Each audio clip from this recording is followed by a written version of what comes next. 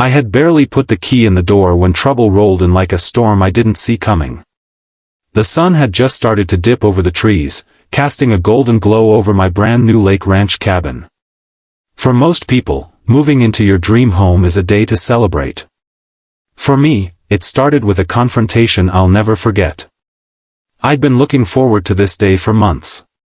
After retiring from a 25-year law enforcement career, all I wanted was peace and quiet. I'd bought this cabin outright, a spacious, wooden ranch-style home tucked near the water's edge, surrounded by tall pines and deer trails. No neighbors in sight. No noise. No nonsense. Or so I thought. I had just stepped out of my pickup truck and was unpacking a few essentials, my toolbox, my duffel bag, a few groceries, when a white luxury SUV came speeding down the gravel road like it owned the place. Dust clouded the air behind it. I watched it with a raised eyebrow, already getting a bad feeling in my gut. Sure enough, the car came to a screeching halt right at the edge of my driveway.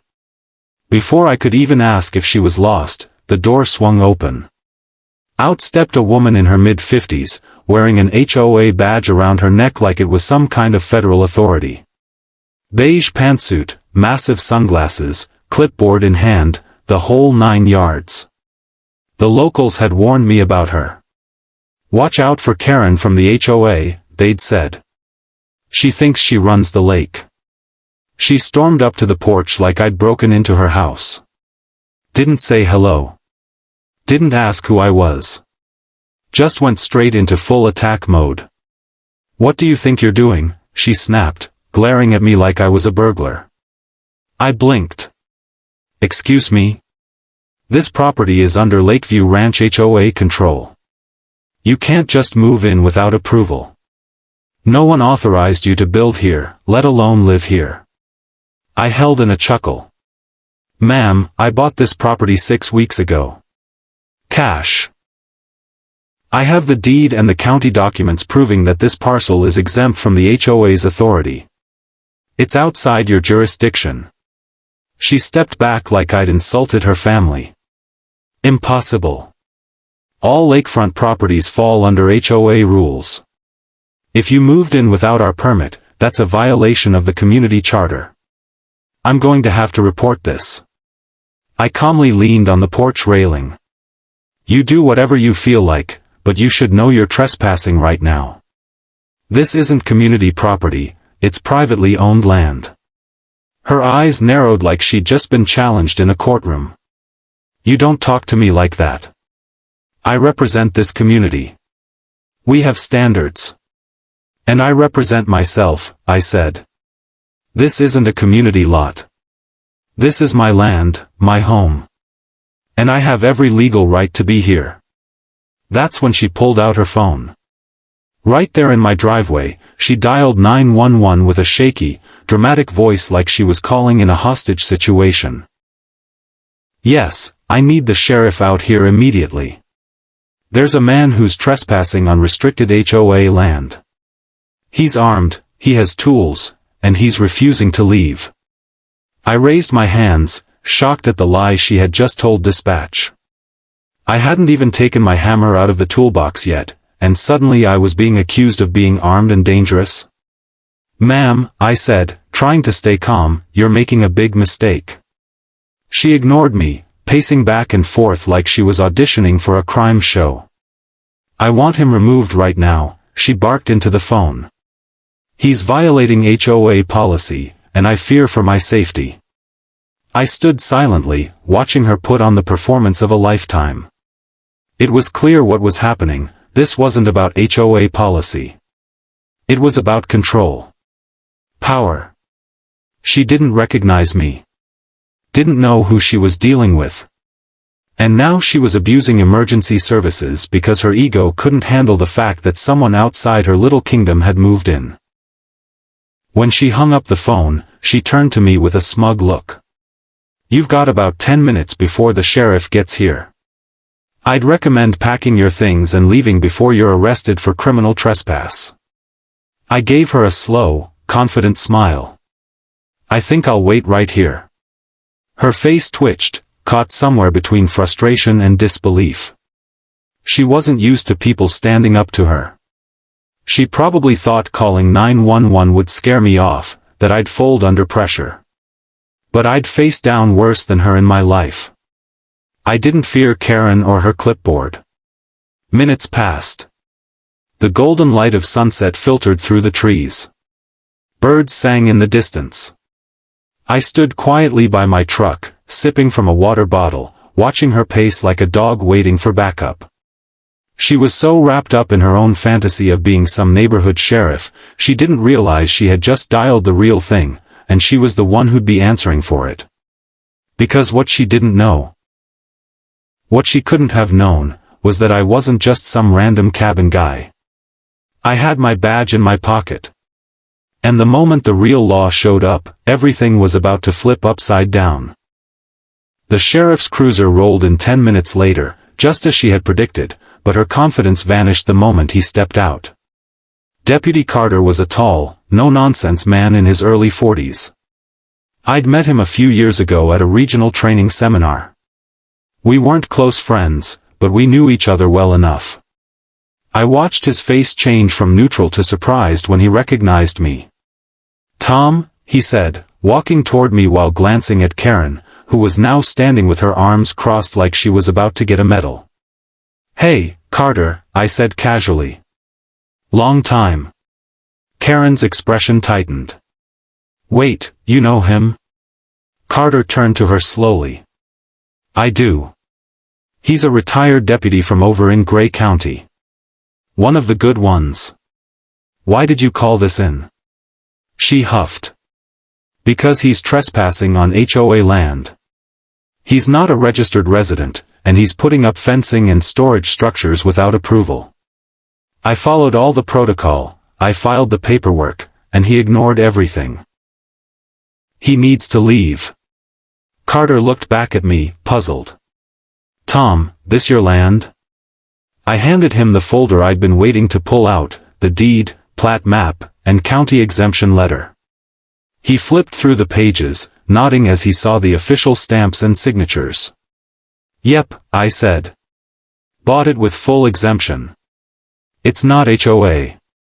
It's not even in their recorded boundary. Karen here just assumed the whole lake belongs to her board." Karen tried to snatch the folder from Carter's hand. No, that's incorrect. That map must be outdated. Our HOA includes all lakefront zones. If he's on the water, he's in our territory." Carter calmly stepped back. "Karen, this is a county map. These aren't drawn by the HOA. They're drawn by the assessor's office." She paused, struggling to find her next move. But I was told this area was pending incorporation." "It's not," Carter said flatly. "And even if it was, incorporation doesn't happen retroactively. You can't claim someone's property unless the deed says so. This land's been owned outright and tax paid. You don't have any say over it." She started to protest again, but Carter cut her off. "You told dispatch he was armed and dangerous. That he refused to leave. That you feared for your safety. That's a serious false report."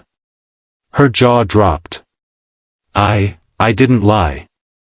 I said he had tools." "Yeah. You said it in a way that suggested he was threatening you. That's called misusing emergency services. And it's not your first time doing it either, is it?" Karen looked like she'd swallowed a lemon. I was just doing my job. Protecting the community." Carter looked back at me. "You want to press charges?" I gave him a small nod. "Yeah. I do. I've got security camera footage, too. Full audio and video." He turned to Karen. "Ma'am, I'm going to need you to step away from the property line. You're being detained for questioning. You can explain everything at the station." She shrieked. "What? I'm the victim. He's invading our neighborhood." "You're harassing a property owner on their land," Carter said, pulling out his notepad. You falsely reported a crime, entered without consent, and threatened eviction without any legal authority. As he read her rights, I calmly reached into my back pocket and pulled out my own retired badge, still legally valid in this state. I didn't show it to gloat. I showed it because she needed to understand the weight of what she'd just done. Karen's face went pale. You're law enforcement? I said.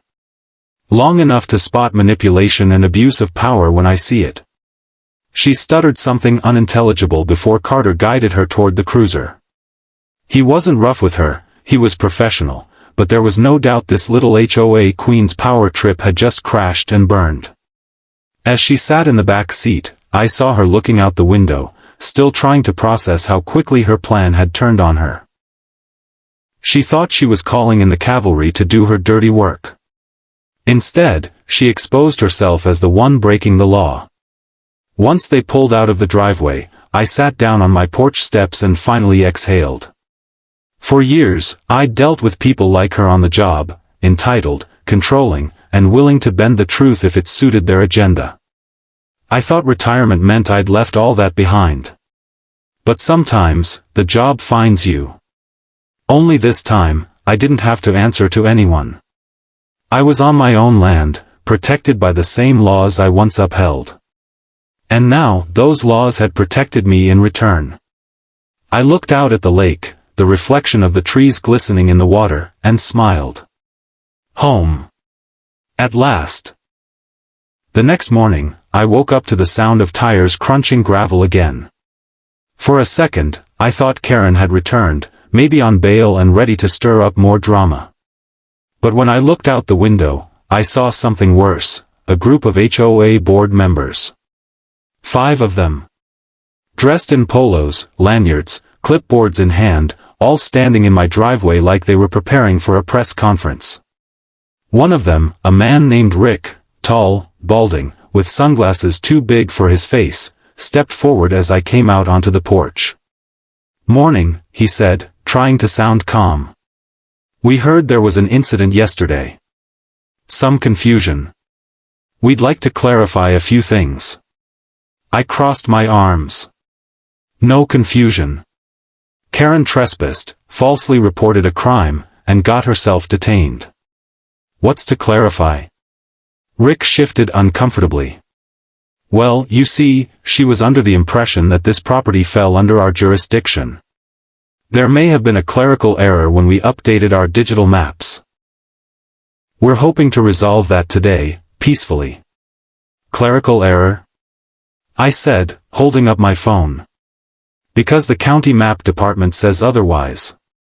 You want to see the official documents? Or maybe the footage of Karen threatening me? Another board member, a short woman in her 50s with a tight bun and a scowl, cut in. There's no need for hostility, sir. We simply want to make sure all community guidelines are followed. I laughed. This isn't your community. This is my land. Not under HOA. Not under your made-up rules. You don't get to enforce guidelines on property you don't own. Rick tried another angle. Look, you seem like a reasonable guy. Maybe we can work something out. We offer certain services to residents, security, landscaping, neighborhood events. If you choose to participate voluntarily, you'll be seen more favorably. Favorably by who? I asked. A bunch of clipboard warriors who can't read a boundary line? They didn't like that. The tension in the air thickened. One of them muttered something about legal notices. Another whispered non-compliance like it was a dirty word. Then Rick stepped forward again, voice lower. Let me be straight with you. This neighborhood thrives because of our order. People like structure. If you make it difficult, things can get inconvenient. That was it. I stepped down from the porch, stood right in front of him, and said, "You threatening me, Rick?" His face twitched. No. Just letting you know how we do things around here. I grinned. Then let me tell you how I do things. I own the bridge at the main road entrance. You know, the only paved access into this part of the lake. I bought that half-acre stretch too. Privately. Which means I control ingress and egress. They blinked. You think you're going to make things inconvenient for me? Try it. I can have that bridge gated by sundown. Full access restricted. And since it's on private land, your residents will need written permission to cross. Now they were pale. The short woman looked like she might faint. Rick opened his mouth but had nothing to say. His eyes darted toward the others, silently begging for backup, but no one came forward. Now, I continued, I suggest you get off my property. Right now. Before I call the sheriff again. And next time, bring a real lawyer if you want to play property games. They left without another word. One by one, slowly backing down the gravel, their false sense of authority crumbling like sandcastles in the tide. I watched them go, then pulled out my phone. I had already been thinking about this since Karen's stunt. Now, it was settled. I opened a local contractor's site and booked a consultation.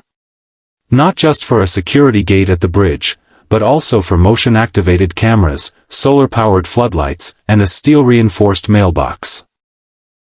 If the HOA wanted to play power games, I'd show them how it's done, legally, decisively, and with paperwork to match. Later that day, I spoke with Carter again. I updated him on the HOA's visit, and he just sighed. They're desperate now, he said. Karen embarrassed them, and you owning that bridge has them cornered. But don't worry, legally, you're airtight. They'll huff and puff, but they can't blow anything down.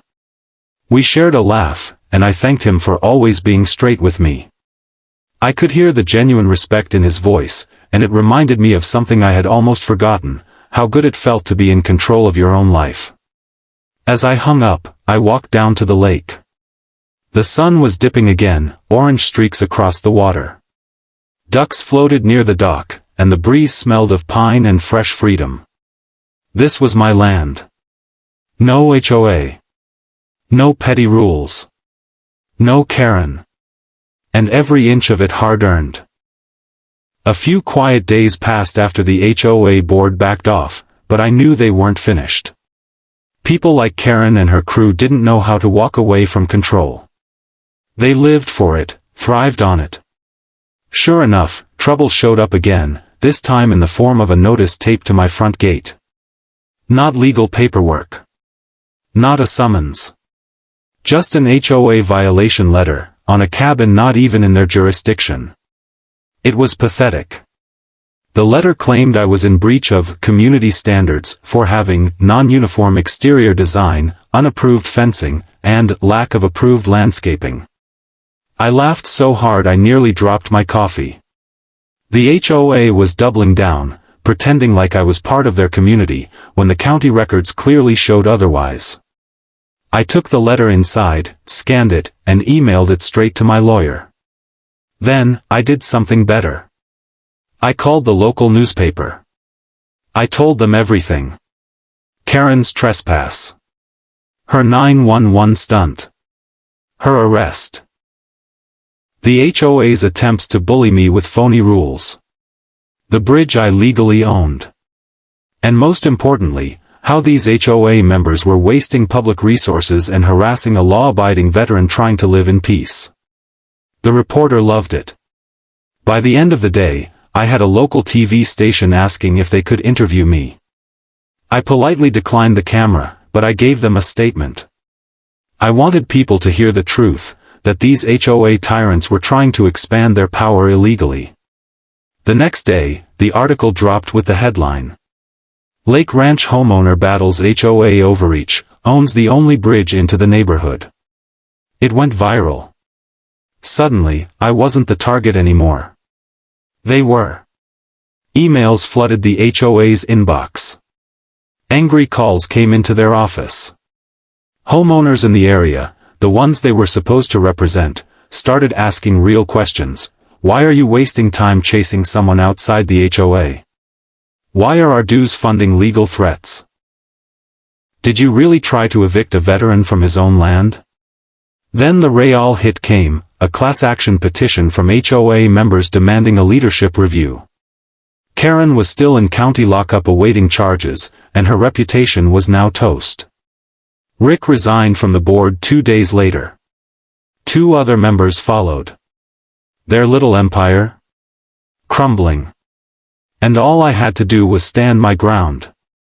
Later that week, I finally installed the steel gate at the bridge. It wasn't to keep people out, it was to send a message. Respect boundaries, or face the consequences. Just before I locked it for the first time, I saw Carter's patrol car pulling up. I waved him over, and he smiled as he got out. "Got yourself a fortress now," he said, glancing at the setup.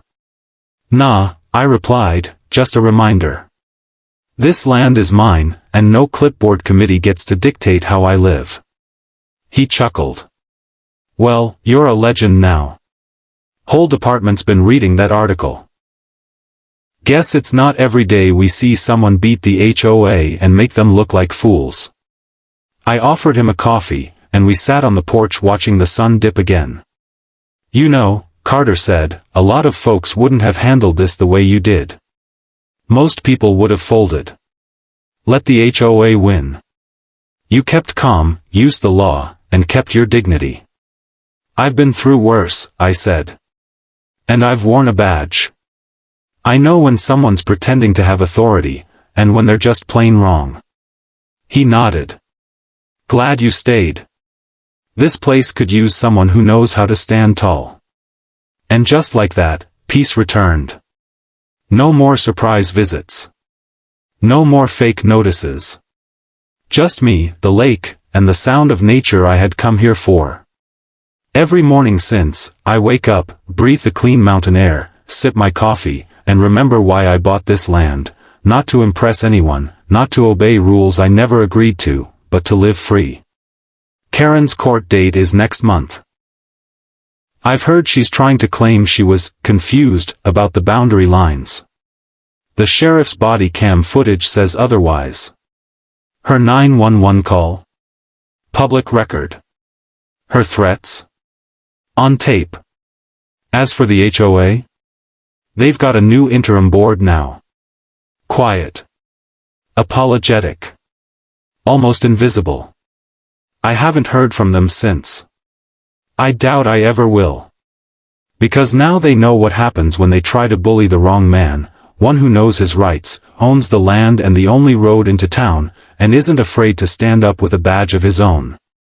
And out here on my porch, where the lake sparkles like diamonds every evening, I sit back with my boots up, smile to myself, and say the same thing every time I hear the breeze. Welcome to my cabin. No HOA. No drama. Just freedom.